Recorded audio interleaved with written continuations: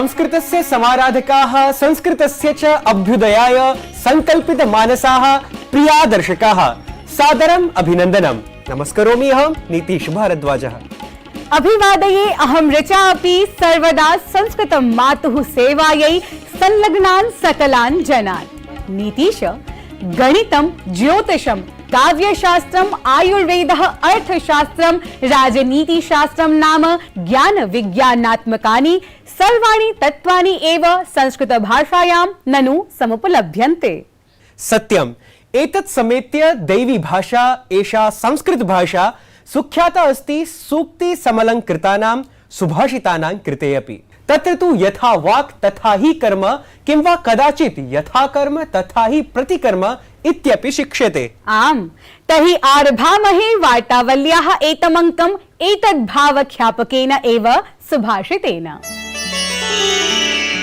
निकृत्या निकृति प्रज्ञा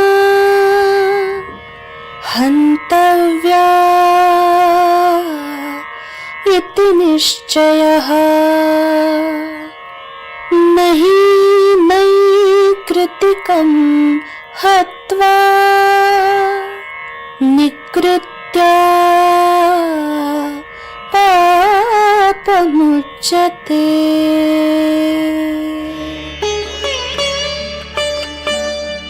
छल करने वाले शत्रु को छल से ही मारा जाना चाहिए, क्योंकि छली व्यक्ति को छल से मारना निंदित नहीं होता।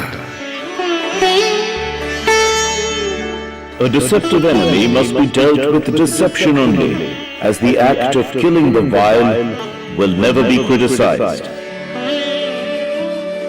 सम्यक्, यथा कर्म तथा प्रत्युत्तरम् अपि न निन्दितम् इति ज्ञातम् अस्माभिः। दर्शकाः, संसारे यथा कर्म एव फलं यत् किमपि आप्यते सांसारिकैः तत् तदेव संक्षिप्य अत्र प्रदर्श्यते प्रवाहि वार्ता माध्यमेन। भारतस्य राजकीय यात्रायां समागतस्य जर्मनी राष्ट्राध्यक्षस्य ओलाफ शोल्ज इत्येतस्य राष्ट्रपतिभवने औपचारिकं स्वागतं जातम्। ओलाफ शोल्ज इत्येतेन प्रधानमन्त्रिणा नरेन्द्र मोदिना समं मेलनं समाचरितम्। भारत जर्मनी देशयोः समेधमाने निवेश सुदृढ व्यापारिक सम्बन्ध हरित सतत विकासादीनां क्षेत्रे सहयोगकारणात् देशयोः सम्बन्धाः इतोपि सुदृढाः सञ्जाताः सन्ति।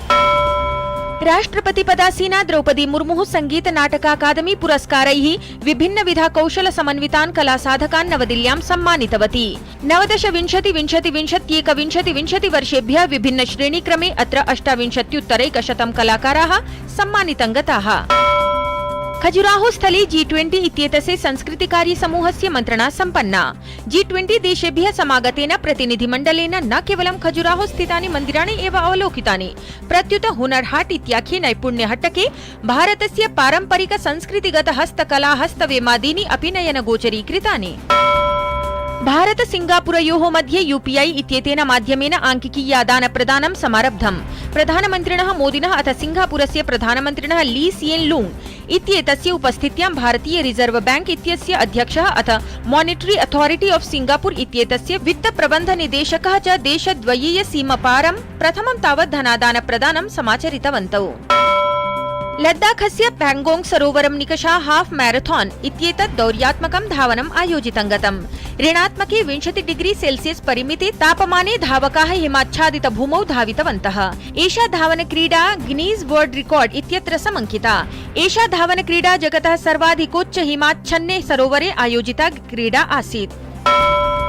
दिल्ल्यां विश्वपुस्तकमेलकम् आयोजितं गतम्। ऐषमः विश्वपुस्तकमेलकस्य विषयः स्वतन्त्रतायाः अमृतमहोत्सवे आधारितः अस्ति। मार्च मासस्य 5 दिनाङ्कं यावत् प्रगतिमैदान इत्यत्र प्रवर्तमाने विश्वपुस्तकमेलके स्वतन्त्रतायाः अप्रसिद्धनायकेषु समर्पितानां पुस्तकानां विशेषशृङ्खला प्रदर्शिता अस्ति। संयुक्त राज्य अमेरिकीयः राष्ट्रपतिः जो बाइडेन इत्येषः सहसा एव यूक्रेन यात्रान्तर्गतं कीव स्थलं सम्प्राप्तवान्। यूक्रेन राष्ट्रपतिना व्लोडिमिर ज़ेलेन्स्की इत्येतेन तदीयम् आतिथ्यं विहितम्। बाइडेन तत्र यूक्रेन देशाय $500 मिलियन मुद्रात्मिकायाः सहायतायाः अपि घोषणां कृतवान्। तेन उक्तं यत् रूसं समर्थयतः समवायान् विरुध्य अतिरिक्तः प्रतिबन्धः प्रवर्तयिष्यते। रिचे, अस्माकं देशस्य परम्परा सर्वोत्कृष्टा अस्ति। संपूर्ण विश्वे ननु संपूर्ण विश्वाय हि कुटुंब भावं स्थापयति सर्वदा भारतदेशः। मानवतायै सर्वदा सर्वथा च सन्नद्धा अस्माकीना परंपरा। वसुधैव कुटुंबकम इति सूक्तिम अनुसरण अस्माकं प्रधानमंत्री नरेंद्र मोदी सद्यः एव तुर्कीये देशे दुरापन्नं भूकंपम् आलक्ष्य साहाय्याय सर्वविध प्रयासान् आचरितवान्। विशेषतः अनेकेषु प्रशंसनीयेषु कार्येषु अन्यतममस्ति ऑपरेशन दोस्त इत्येतत् नामकं भारतस्य अभूतपूर्वं साहाय्याभियानम्। आयान्तु दर्शकाः, अवलोकयामः तावत् भारतस्वभावख्यापकं वृत्तमेतत्। हम हिंदुस्तानी, हम हिंदुस्तानी, हम हिंदुस्तानी, हम हिंदुस्तानी।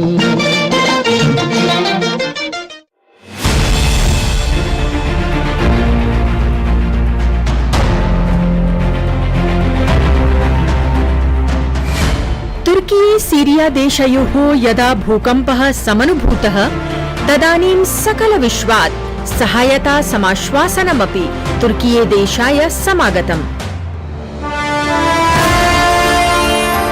अत्र साहाय्यकर्मणि भारतेन तावत् सर्वाधिकं सवेगं च स्वानुष्ठानं सम्पादितम्।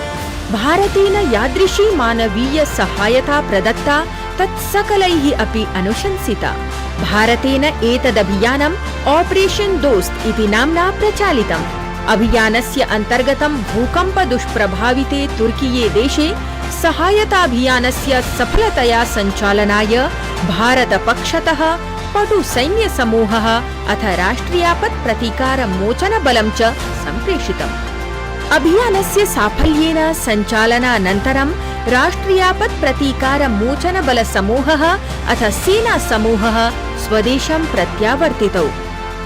राष्ट्रियापत् प्रतीकार मोचनबलेन एकतः तावत् भवनभ्रंशेन निरुद्धाः जनाः परित्राताः, तत्रैव भवनध्वंसकारणात् मृत्युं गतानि अनेकानि पार्थिववपूंषि चापि निष्कासितानि। एतदतिरिच्य राष्ट्रियापत् प्रतीकार मोचनबलस्य चिकित्सा समूहेन तत्र पीडितेभ्यः चिकित्सा सुविधा अपि उपलम्भिता। तुर्कीये देशे स्थानीयजनैः सहायतायै भारतं भृशं प्रशंसितम्।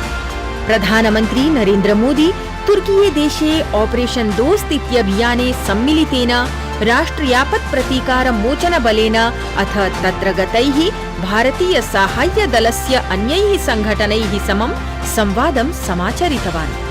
अत्रान्तरे प्रधानमन्त्री नरेंद्र मोदी उक्तवान् यत् देशः भवत्सु गर्वम् अनुभवति। हमारी संस्कृति ने हमें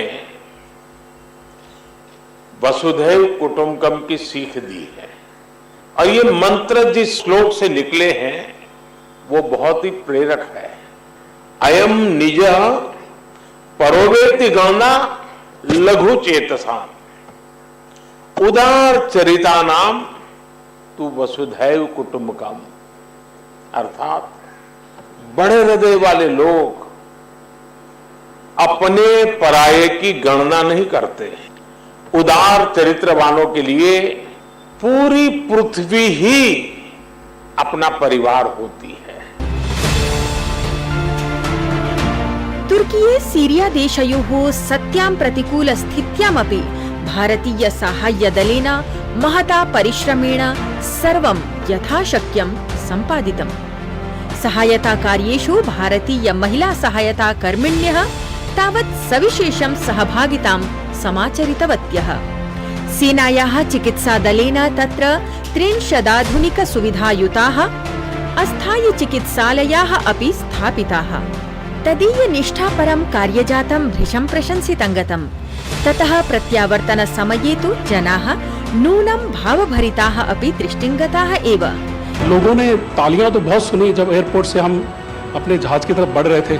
कई लोगों को पता नहीं होगा कि कितने लोग रो रहे थे जब हिंदुस्तानी वहाँ से निकल रहे थे। पेशेंट जब आई थी वो स्ट्रेचर में आई थी और जब वो हॉस्पिटल से गई है तो वो अपने पैरों में चल के गई थी और उसने मतलब हमें भगवान के इक्विवेलेंट बोला और बोला कि जितना धन्यवाद मैं उनका करती हूँ मैं उतना ही धन्यवाद आपका कर रही हूँ।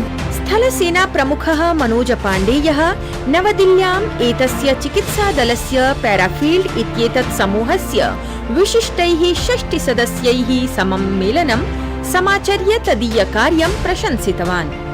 इत्थम् ऑपरेशन दोस्त इत्यभियानेन भूकम्पपीडितानां साहाय्ये महत्वपूर्णा भूमिका निभालिता। सहैव वसुधैव कुटुम्बकम् इत्येतन्नीत्यनुगुणं भारतस्य सर्वत्र मित्रतापरं सततं स्वसमाचरणम् अपि पुनः जगत्सुखं दर्शितमात्रम् अपि।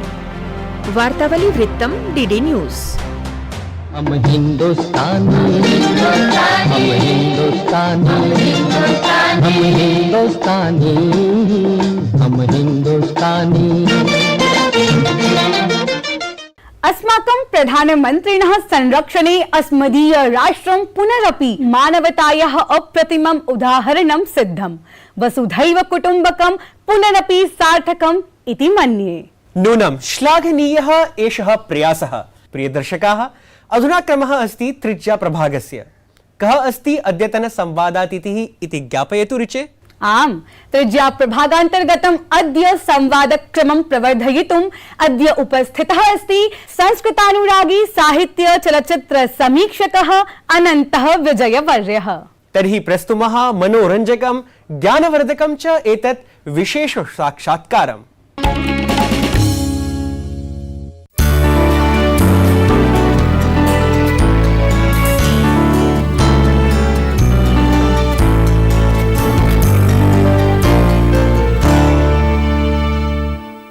प्रख्यात लेखकाय अनंत विजयाय अत्र वार्तावल्यां स्वागतपुरस्सरं नमः अस्तु मत्पक्षतः वार्तावलीदल पक्षतः अपि। मम प्रथमः प्रश्नः अस्ति, वस्तुतः भवान् भाषापारावारिणः अपि भाषाविश्लेषकः इति अतः चलच्चित्रसमीक्षकः अपि, परन्तु मम प्रश्नः आदिमः प्रश्नः स्यात् भाषातः एव सम्बद्धः। तत्र अहं ज्ञातुकामः यत् अचिरादेव मातृभाषा दिवसः आयोजितः। भारते बह्व्यः प्रादेशिक्यः भाषाः सन्ति, तत्र वस्तुतः संस्कृतं सर्वाः भाषाः अतिशेते इति तथ्यमस्ति। तर्हि ईदृशं सन्दर्भं भवान् कथमिव पश्यति? आपका बहुत बहुत आभार। आपने वार्तावली के इस महत्वपूर्ण कार्यक्रम में मुझे अपने साथ शामिल किया, और मैं जब वार्तावली को देखता हूं तो मुझे ऐसा महसूस होता है कि मैं अपनी भाषा, और मैं काका कालेलकर को याद करता हूं जहां वो कहते हैं कि संस्कृत ही भारतीय संस्कृति का प्राण है। तो अगर काका कालेलकर के शब्दों को हम याद करें और उसमें संस्कृति और संस्कृत के संबंधों को, अंतर संबंधों को एक साथ मिलाकर देखें, तो हमें लगता है कि जो भारतीय संस्कृति है उसका प्राण संस्कृत में बसता है। और काका कालेलकर जैसे विद्वान ने अनायास ये बात नहीं कही, उसके पीछे एक लंबी सुदीर्घ और सोची समझी परिस्थिति है जिसके आधार पर वो इस निष्कर्ष पर पहुंचते हैं। हम ये मानते हैं कि भारत में जो तमाम भारतीय भाषाएं हैं, या जिनको हम मातृभाषा के रूप में जानते, समझते, बोलते हैं या बरतते हैं, उसको देखने के बाद हमें ये लगता है कि संस्कृत सबकी जननी है। संस्कृत के शब्दों में जिस प्रकार से समानता आप पूरे भारत में देखेंगे, कश्मीर से लेकर कन्याकुमारी तक ऐसे अनेक शब्द हैं जो संस्कृत से लिए गए हैं, और सबके अर्थ भी लगभग समान है। समानार्थी शब्दों की बड़ी संख्या है, चाहे आप ओडिया में देखें, तमिल में देखें, तेलुगु में देखें, मलयालम में देखें, या ऊपर से आप नीचे से अगर आप ऊपर की ओर आए, हिंदी प्रदेश में देखें, गुजराती में देखें, मराठी में देखें। और मराठी की तो भाषा भी जिस प्रकार से बोलते हैं वो स्थानक है, मूल उनका संस्कृत है। तो जिस प्रकार से अभी मातृभाषा दिवस मनाया गया है, मातृभाषा दिवस को मनाने के साथ साथ समांतर रूप से अगर हम संस्कृत को साथ लेकर आगे चलेंगे तो न सिर्फ हमारी भाषाएं समृद्ध होंगी, बल्कि जो हमारी संस्कृति का प्राण है संस्कृत, वो भी और अधिक जीवंत होकर पूरे देशवासियों के सम्मुख उपस्थित होगा। नूनं साहित्ये विशेषा दक्षता अस्ति भवदीया। तत्र नाम अनेके मूर्धन्याः लेखकाः, कवयः, आलोचकाः अभूवन्, ये नाम संस्कृते स्निह्यन्ति स्म। तर्हि भवान् तु आलोचकः, तत्र सर्वान् विषयान् आदाय बहु किमपि लिखति। तर्हि अहं तत् ज्ञातुकामः अस्मि यत् कथमिव ते लेखकाः, कवयः, आलोचकाः वा संस्कृतेन स्निग्धाः संस्कृते स्निग्धाः वस्तुतः कथमिव तत्र सुदाहरणं बिल्कुल आप ठीक कह रहे हैं। उसके पहले जो साहित्य रचा गया उसको देखें, या रामधारी सिंह दिनकर से लेकर सुमित्रानंदन पंत से लेकर जयशंकर प्रसाद से लेकर प्रेमचंद के आरंभिक दिनों की जो रचनाएं हैं उसमें आपको संस्कृत के शब्दों की बहुतायत मिलेगी। अब जैसे जयशंकर प्रसाद कहते हैं कि बैठ शिला की शीतल छां, एक पुरुष भीगे नैनों से देख रहा था प्रलय प्रवाह, या हिमाचल तुंग सिंह से प्रबुद्ध शुद्ध भारती। तो इन कविताओं का अगर आप पाठ करेंगे तो आपको लगेगा कि जैसे संस्कृत की सहोदर बहन जो है वो अपने मुखारबिंद से कुछ कह रही है और आपको संस्कृत सुनने जैसा ही आनंद आएगा।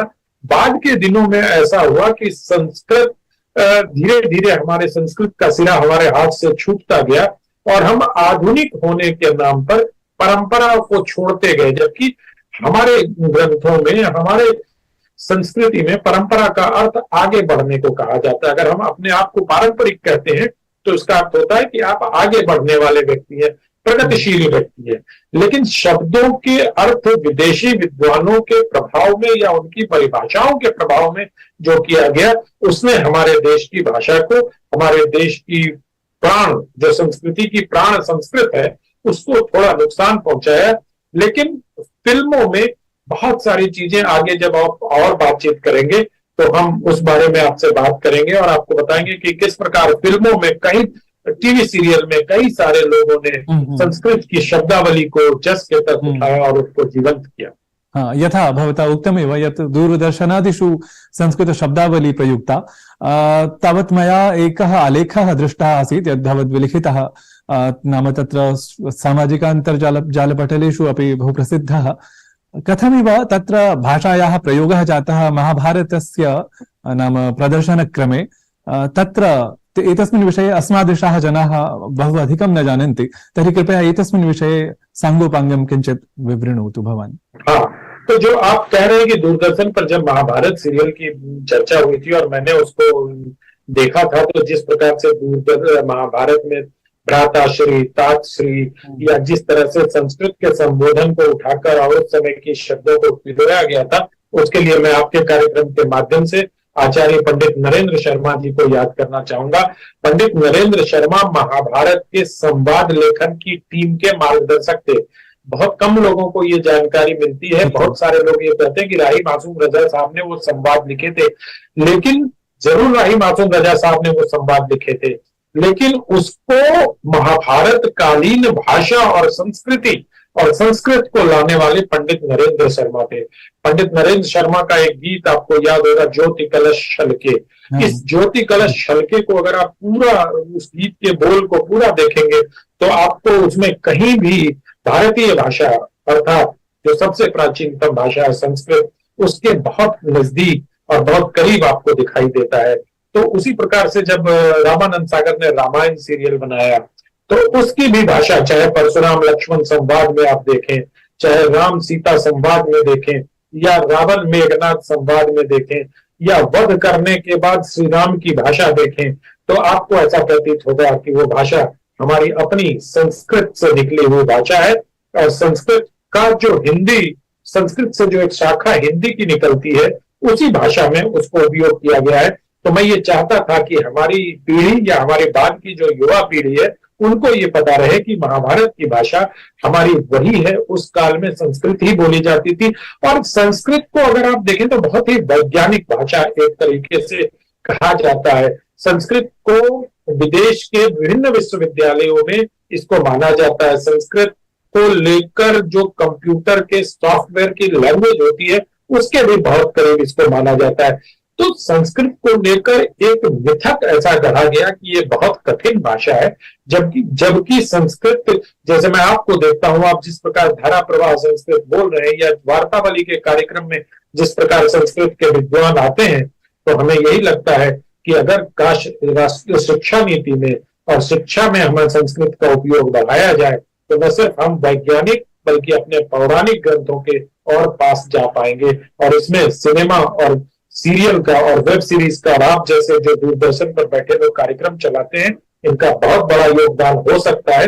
जरूरत और आवश्यकता इस बात की है कि इसको प्राथमिकता दी जाए, न सिर्फ प्राथमिकता दी जाए बल्कि प्राथमिकता को व्याप्ति प्रदान करने के लिए भी एक उपक्रम आरंभ किया जाए, जिसको हम सब लोग, आप देखिए तमिल में जाएंगे, तेलुगु में जाएंगे, कहीं भी संस्कृत को लेकर किसी के मन में कोई विरोध नहीं दिखाई देगा आपको, क्योंकि संस्कृत से सबका एक रागात्मक संबंध है। जरूरत इस बात की है कि उस राग को, उस अनुराग को और उस प्रेम को सिर्फ सामने लाया जाए और उसको इतना बढ़ा दिया जाए कि जो हमारी गौरवशाली परंपरा संस्कृत की थी वो एक बार पुनर्स्थापित हो सके। भवान् विशेषतः चलचित्र समीक्षकः, यथा मया पूर्वमुक्तम्, अत्र नाम तत्र बहवः कार्यक्रमाः भवन्ति यत्र भवतां चलचित्र समीक्षा वस्तुतः प्रशंसार्हा भवति। तर्हि अन्तिमः प्रश्नः मम एतस्मिन् सन्दर्भे, यत् संस्कृतस्य गीतानि, संस्कृताश्रिता पटकथा नाम संवादः तत् आश्रितः, तर्हि नाम चलचित्र जगति एतावता नाम साम्प्रतं यावत् तथा न दरीदृश्यते, परन्तु मध्ये मध्ये दृश्यते। तर्हि भवान् तु समीक्षकः, तर्हि कथमिव इमं विषयं भवान् तत्र विवृणोति? देखिए, मैं आपके प्रश्न को थोड़ा सा एक इस प्रकार मैं उत्तर देना चाहूंगा इसका, कि जो भारतीय फिल्में बन रही हैं उसका मूल आधार संस्कृत की कथाएं ही हैं। अगर आपने अभी RRR फिल्म देखी होगी, जो बहुत ही चर्चित रही, तो उसकी मूल कथा को गौर से देखिए। उस मूल कथा में आपको वाल्मीकि रामायण दिखाई देगा कहीं ना, और उनके संवाद को देखिए, चाहे आप बाहुबली के संवाद को देखिए, चाहे आप हमारे और अन्य इस प्रकार की राज कपूर की फिल्मों को देखिए। मैं राज कपूर से जुड़ा एक दिलचस्प किस्सा आपको बताऊंगा, लेकिन मैं जब RRR की बात करता हूं तो उसमें अगर आप देखेंगे तो वाल्मीकि की जो कथा है कि राम जब मुश्किल में पड़ते हैं तो दलित उसे अपने कंधे पे बिठा के युद्ध के लिए ले जाता है, इस कहानी में भी वही दिखाया गया है कि राम और दलित का एक बहुत बढ़िया संबंध और समन्वय जो हमारे पौराणिक ग्रंथों में था उसको आगे बढ़ाने की है। और जब मैं राज कपूर की बात कर रहा था तो सचिन भौमिक साहब का एक किस्सा मैं आपको बताता हूँ, उसी से अपनी बात समाप्त करता हूँ। सचिन भौमिक एक ऐसे लेखक थे जिन्होंने एक के बाद एक 14 सुपरहिट फिल्में दी, और वो राज कपूर के साथ कोई फिल्म करना चाहते थे। राज कपूर से मिलने का उन्होंने समय मांगा, राज कपूर ने उन्हें समय दिया, 3 घंटे तक उनकी कहानी सुनी। फिर राज कपूर ने कहा, आप अपनी कहानी अगर 2 वाक्य में हमें बता सकते हैं या 1 वाक्य में हमें बता सकते हैं तो हम आपके साथ काम करना चाहेंगे। फिर उन्होंने कहा, देखिए कहानी तो लंबी ही होगी और हम लंबे प्रारूप, लंबे स्वरूप वाली कहानी कहने वाले लेखक हैं। तो राज कपूर का उत्तर जो था वही आपके प्रश्न का उत्तर है कि हिंदी फिल्मों में या भारतीय फिल्मों की कहानी एक ही है, राम थे, सीता थी, रावण आ गया। अब इसका अर्थ समझिए, एक नायक था, एक नायिका थी और एक विलेन आ गया। ये कहानी कहां से जुड़ती है? ये कहानी रामायण से जुड़ती है। ये कहानी कहां से जुड़ती है? महाभारत से जुड़ती है। तो अगर आप भारतीय फिल्मों के मूलाधार को देखेंगे तो आपको ये प्रतीत होगा कि पूरा, जिसको आप बॉलीवुड कहें, हॉलीवुड कहें, टॉलीवुड कहें, हॉलीवुड कहें, किसी भी भारतीय भाषा में बनने वाली फिल्म को देखें तो उसका मूल आधार यही है, राम थे, सीता थी, रावण आ गया। धन्यवादाः महोदय। तत्र भवदीय वचनैः वयं प्रेरिताः यत् भवन्तः अपि वार्तावलीं पश्यन्ति अथ समीक्षा दृष्ट्या अपि अस्मान् अनुगृह्णन्ति इति। पुनरपि धन्यवादाः, नमो नमः। प्रणाम, बहुत बहुत धन्यवाद आपको। सम्यक् अभिहितं विजय महोदयेन। अनन्ता च अस्ति तदीया साहित्य चलचित्रमयी सूक्ष्मेक्षिका। निश्चप्रचमेव प्रिय प्रेक्षकाः, भवन्तः सर्वे स्वीयाः प्रतिक्रियाः अपि प्रेषयन्तु। प्रतिक्रिया प्रेषणाय अन्तर्जालीय संकेतं तु स्मरन्ति एव सर्वे इति निश्चिनुमः वयम्। एतेन सममेव वयं गीतानुवाद स्पर्धा विषयिणीः भवदीयाः अधिकाधिक प्रवेष्टिः अपि अपेक्षामहे। प्रिय दर्शकाः, अनुवादाय घोषितम् अस्मदीयम् इदानीन्तनं गीतं स्मर्यते एव भवद्भिः, तथापि स्मारयामः पुनरपि वयम्। नगरी नगरी द्वारे द्वारे ढूंढूं रे सांवरिया, नगरी नगरी द्वारे द्वारे ढूंढूं रे सांवरिया, पिया पिया रट के मैं तो हो गई रे बावरिया।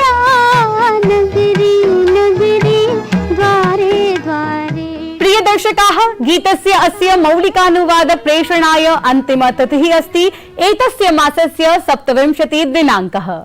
आगामि मासस्य 4 दिनाङ्के स्पर्धा विजेत्री नामोद्घोषणा च करिष्यते। दर्शकाः, अधुना तु कालः समायातः पुनः नवाङ्कानयनस्य। तर्हि विरमामः, नमामः, यामश्च। तावत् शुभं मङ्गलं च भूयात्। नमो नमः। जटाटवीगलज्जल प्रवाह पावितस्थले गलेवलं व्यलम्बिताम्बुजङ्गतुङ्गमालिका डमड्डमड्डमड्डमन्निनादवड्डवर्गें चकार